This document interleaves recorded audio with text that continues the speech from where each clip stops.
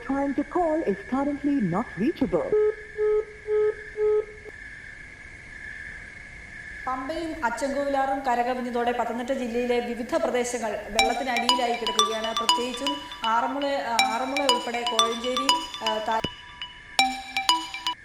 Hello bro, ഞാൻ സംഗീത്.